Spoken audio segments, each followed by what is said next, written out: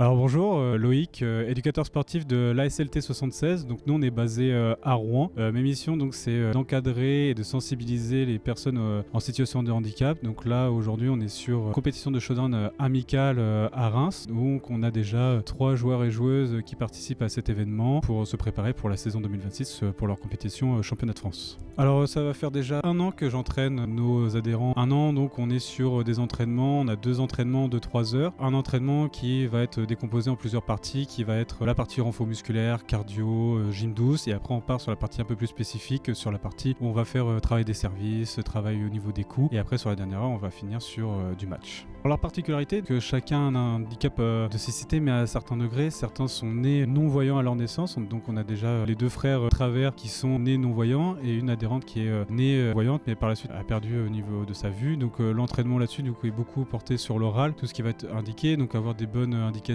précises sur ce qu'on va leur faire. Donc pareil, sur des argumentations, on va éviter tout ce qui va être un peu banal, aller par là-bas, donc on va être un peu plus des gestes précis. Et si forcément on n'a pas été assez précis, du coup on va refaire une rectification physique, du coup les accompagner plutôt physiquement. De là on va pouvoir faire un entraînement global avec la bonne entente. Donc l'idée c'est déjà de l'accompagnement, de les accueillir, c'est de partager déjà dans l'ensemble un bon moment, et après de passer bonne pratique, et puis à la fin de s'amuser. Alors pour l'évolution du showdown, donc on est sur une très belle progression. Sur cette année il y a déjà eu 78% d'augmentation des adhérents qui pratiquent le showdown. Il y a déjà eu 3 clubs qui ont été créés cette année, donc pour l'instant c'est en très bonne voie, en très bonne évolution, en espérant que le showdown n'est pas encore un sport paralympique. On espère par la suite que ce soit paralympique, donc on serait autour des années 2036 pour les prochains JO, le temps que les autres continents commencent à découvrir le showdown, mais dans la globalité le showdown se porte très bien pour l'instant.